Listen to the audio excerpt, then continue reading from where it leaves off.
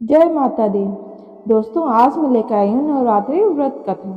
नवरात्रि के व्रत को करने से पूर्व जरूरी है कि इस परम कल्याणी उत्सव को पवित्र कथा को जाना जाए। इस पर्व से संबंधित कई कथाएं प्रचलित हैं। उन सभी कथाओं में से 3 कथा आज मैं आप सबके सम्मुख लेके आई हूँ। एक पौराणिक कथा के अनुसार नवरात्रि में माँ दुर्गा ने महिषासुर नामक राक्षस का वध करके देवताओं को उसके कष्टों से मुक्त किया था। महिषासुर ने भगवान शिव की आराधना करके अद्वितीय शक्तियां प्राप्त कर ली थी और तीनों देव अर्थात ब्रह्मा, विष्णु और महेश भी उससे हराने में असमर्थ थे। महिषासुर राक्षस के आतंक से सभी देवता भयभीत थे। उस समय सभी देवताओं ने अपनी अपनी शक्तियों को मिलाकर दुर्गा को अवतरित किया। अनेक शक्तियों के तेज से जन्मी माता दुर्गा ने महिषासुर का वध कर सबके कष्टों को दूर किया। दोस्तों, चलते हैं दूसरी कथा की ओर। एक नगर में एक ब्राह्मण रहता था। वह माँ भगवती दुर्गा का परम भक्त था। उसकी एक कन्या थी। ब्राह्मण नियम पूर्वक प्रतिदिन दुर्गा की पूजा और यज्ञ करता था। सुमति अर्थात ब्राह्मण की बेटी भी प्रतिदिन इस पूजा में भाग लिया करती थी। एक दिन सुमति खेलने में व्यस्त होने के कारण भगवती पूजा में शामिल नहीं हो सकी। यह देख उसके पिता को क्रोध आ गया और क्रोधवश उसके पिता ने कहा कि वह उसका विवाह किसी दरिद्र और कोढ़ी से करेगा। पिता की बातें सुनकर बेटी को बड़ा दुख हुआ और उसने पिता के द्वारा क्रोध में कही गई बातों को सहर्ष स्वीकार कर लिया। कई बार प्रयास करने से भी भाग्य का लिखा नहीं बदलता। अपनी बात के अनुसार उसके पिता ने अपनी कन्या का विवाह एक कोढ़ी के साथ कर दिया।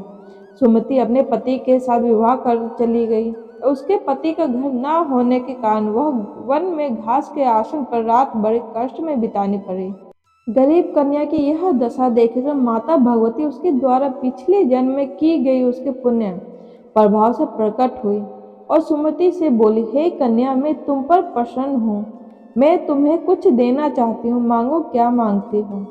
इस पर सुमति ने उनसे पूछा कि आप मेरी किस बात पर प्रसन्न हैं। कन्या की यह बात सुनकर देवी कहने लगी, मैं तुम पर पूर्व जन्म के तुम्हारे पुण्य के प्रभाव से प्रसन्न हूँ। तुम पूर्व जन्म में भील के पतिव्रता स्त्री थी। एक दिन तुम्हारे पति भील द्वारा चोरी करने के कारण तुम दोनों को सिपाहियों ने पकड़कर जेल खाने में कैद कर दिया था। उन लोगों ने तुम्हें और तुम्हारे पति को भोजन भी नहीं दिया था। इस प्रकार नवरात्र के दिनों में तुमने ना तो कुछ खाया और ना ही जल पिया। इसीलिए 9 दिन तक नवरात्र व्रत का फल तुम्हें प्राप्त हुआ।